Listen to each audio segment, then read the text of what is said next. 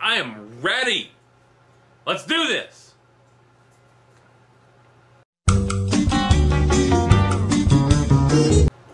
I'm so ready. I can't wait. Start the video. Seth from theshrinkingpastor.com here.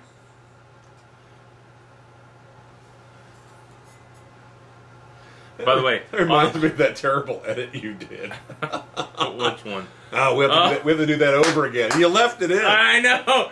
Hey guys, Scott from Aristocob.com here. And your face from yourface.com. And together, you know. Yeah. Happy Tobacco Advent. My bad on that one. That was bad. My bad on that one.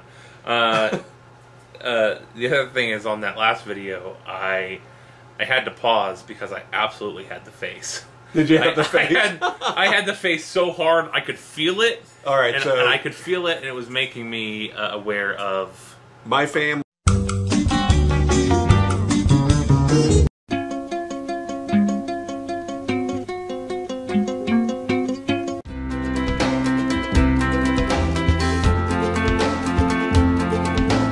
Oh wait, I'm going to use that. My family has pointed out that I have a face, that if I'm trying to fool them into thinking something, trying to tell them a story that is actually not true, but trying to pretend it's true, I will have a certain look on my face that just gives it away. And it was inherited by both my son and my daughter. And grandson. Ender has the face. Does he really? Yeah. Daddy, guess what? There's something in your closet. Right. There's not, there's not something in your closet. Yeah. Yeah. Anyway, so thanks for joining us once again. Today we're going to be smoking something that was sent to us from Jeremy Larsen. Now, Jeremy is a guy who lives in Sioux Falls, and I was able to visit with Jeremy one trip that I was out there. We went and we had some awesome fried chicken at a famous fried chicken place. Little dive. KFC. A little dive. Kentucky Fried by the Colonel. Nope. And I think it was broasted chicken, which is a fancy way of saying fried. And then we hung out all night, sitting in a lounge outside patio area at a Holiday Inn that was right across from my hotel, because there was no smoking anywhere near my hotel. But so anyway, Jeremy has sent us some tobacco for Tobacco Advent. Thank you. So Jeremy, tell us about today's blend. Howdy, gentlemen. Hope you all are doing well. Today I'd like to offer you guys a little bit of the BriarWorks by Cornell & Deal's Bacon Old Fashioned, blended by Cornell & Deal, from my understanding. It's a blend that I found difficult to get through, but you know, it's got bacon in it, so it's worth a shot, right? Look, Jeremy, I have the same problem. I am just a sucker for anything that has a promise of bacon or meat in general. And 100% of the time when it comes to tobacco, I have been disappointed. I haven't had a single meat-flavored tobacco with the promise of meat.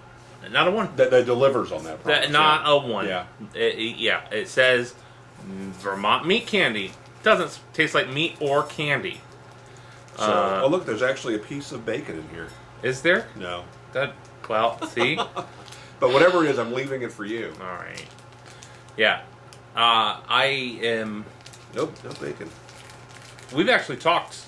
We've talked to people that know more about these things than we do, to see what it would actually take to make something taste like a tobacco that tastes like bacon. I think the consensus is one heck of a casing. Yeah. Basically just pouring e-cig juice over... You're not kidding, though. We were talking to a guy who was the blender at... We've talked to several people. We've talked to Crossroads Greg. Yeah. We've talked to... Right. I don't know if we had... I don't know if we were brave enough to have this conversation with Russ Olette. No, we didn't. We didn't. But the guy that was involved in doing some house blends at the company that most of us know as SmokingPipes.com. But that's... Yes. What is that place called? Yes. Low Country... Pipes and Cigars. Low Country Pipes and Tobacco. We always get it wrong. I know. Yeah, we went there. We spent several hours there, and we ended up walking away with a rope of tobacco that was like... Now that kept every promise that he told us, which is, this will kick your butt. It has so much nicotine. Yeah, it did. It did do that. It was very, very strong. And what he said was about the meat flavors and why they are called meat is because there's some smokiness to them, and the texture of the tobacco it often tends to be a little bit oily, which causes it to smoke differently. And he had a really well-educated answer as to why they lied to us. Well, like he was saying, bacon is salty. Right. You can't convey that in a tobacco because particularly folks that are going to inhale aren't going to be able to inhale salt. You can't smoke salt. Maybe you could make a cigar that was flavored that had some saltiness to it. But okay, as you can tell from my face, and this is not the face I'm making here. They could have called this shoe sole. This, not only does this not live up to the promise of bacon, it doesn't live up to the promise of the smell of the tobacco. It has a very sweet smell. What is going on with this? This is not sweet at all. It's like a... Yeah, I don't want to light it again. It's like if you've ever had a... I know this won't speak relevance to you, but if you've ever had a bottle of beer that has skunked and has slimed a little bit in the bottle, it's kind of got that... I've had okra that was like that. Flavor. That's just okra. That's nothing special going on there. Yeah. I had a bottle of Yingling one time that just tasted terrible. Ended up looking at the cap, and it had like... It looked like snot. It was like gray snot all over it. It had just... It was not past its expiration, but for some reason had skunked really bad. Kind of tastes like that. I'm retrohaling this. Why am I doing that? Am I making it better? No. Well, I won't do that then. Oh, man. Cool. Thank you, Jeremy. He is living up to our request of sending us your least favorite. Oh, gosh. So, Jeremy, while... I'm going to keep smoking it, though. While I eat a corn chip and drink something, what's our question of the day? Question to you guys is, what is your favorite Christmas memory? Hope you all are having a good one. Take it easy. Wow. Okay, so best Christmas memory. I got mine. Okay, let's hear it. I talked about it in the past. The question was different. I think the question at the time was the best gift that you've ever given. But for me, one of my favorite Christmas memories is I gave my wife a Tiffany necklace. It's a heart necklace. When we met, she was going through a... she had no interest in getting married, having kids. She was and is a very independent woman. Was a bit more of a he-woman, man-hater. She-woman, man-hater.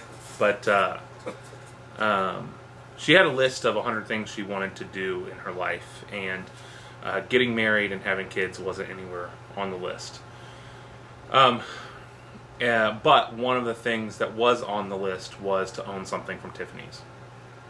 And so I think it was the second Christmas that we were married, I managed to buy her a necklace from Tiffany's. And if anyone has shopped at Tiffany's, you know that like their keychains are $60. It's not a cheap place to shop. I tried to swing getting her engagement ring from there, but there was just no way. But this box. Yeah, so it came in So you put the engagement ring in. Right. So it came in the box, and within that a bag. And so yeah, when she opened up her gift, and saw the blue Tiffany's box, without even seeing what it was, she just sobbed because she knew we were living in an apartment. We didn't really have money to afford anything from Tiffany's, and the fact that I made that happen totally caught her off guard. And one of the things that I told her when I proposed is that I don't want to take away her dreams, but want to help her fulfill them. And so that was a fulfillment of that promise to her. Helping her check off her wishes. Her list. And now, 3 kids later, her list has changed a little bit. Priorities changed. But that was a really special Christmas. That's neat. Okay, I don't know if I had the time to really think about it, if this would be it, but I would say a very memorable Christmas was the Christmas that we went up to Virginia to the camp that Wes was managing. My brother-in-law was managing a camp, and he was able to procure for us a cabin that had multiple sleeping areas, and we were able to go there, meet with his family, our family, my sister-in-law, and I don't know if Ed was with us then, may have been, and your grandmother came down from Ohio, yeah. And we were able to stay in this cabin that was basically heated by a wood fireplace, and it was about as roughing it as you could get in a cabin, and was just so much fun. You know, one big family area, and sitting around playing games all night, and there was like a lounge area by the fire that we all got to sit and laugh and exchange gifts around. And as I think back of what memories jump out at me, yeah, those are them. Of course, with you guys being kids and having the grandkids and seeing them opening gifts as kids, and the joy on their faces of all things Christmas, all those things get mashed together as a bunch of wonderful experiences. But as far as memories, that was one of the best Christmas wrapped up in a package. As was, with the exception of all the diarrhea that we got 2 years ago. The one 2 years ago, yeah, when we were at Myrtle Beach. I mean, what a neat experience that was. Yeah. Vomiting. Oh, there's some vomiting. Everybody but my family got sick. It ripped through us like the 4 horsemen of the apocalypse, right? You know, it's so funny that you mentioned that, because I have to dig really deep to in my memory bank to access those memories, because that was the very first time that we had ever gone to Camp Friendship. And oh yeah, this is the Virginia one, right?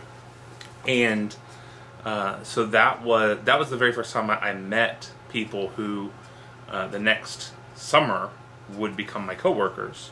That's right. I ended up working there for 6 years, and so when I don't think of when I think of camp, I don't think of that memory, because I have so many from my time there. Right. And so it's funny you mentioned that. But that visit, I'm sure, sparked your interest in going to that camp, right? Yeah, but again, yeah, it's funny that because I remember it vividly, because I ended up meeting some staff there that were year-round staff who I ended up working with closely, and still are friends with on Facebook, and yeah, that's funny. Good question, Jeremy. Good memory. By the way, I'm digging your pipe. I don't see many of those spindle pipes being smoked, so it's nice to see that one actually getting some action. But for the rest of you, how about you? What's your favorite memory? Have any of you also had this awful tobacco? I'm sorry, somebody took their time and care to blend this. I'm hoping they did it as an April Fool's joke, because it is not pleasant to our palate. Right. Right. Again, we acknowledge that, and one reason why we ask you to send your worst or your least favorite, is people have different tastes. Yeah. And so some of our favorites are some of the worst in other people's opinion. I'm sure that there's a market for this. We are just not the market. So thank you for, you came through. Yes, you did. All right, guys, comment below. Make it a great day, and we will see you again tomorrow. See ya.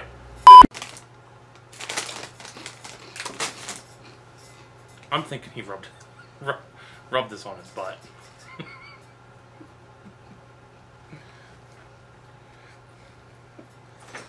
Did we forbid them from rubbing the tobacco on their butt? No, we did not. No, that must be what happened.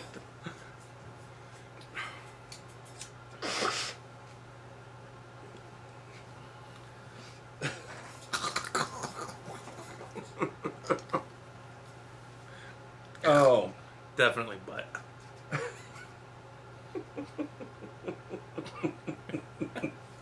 Yeah, that's misnamed. That's a bacon old fashioned ass candy is what that is. Ash candy?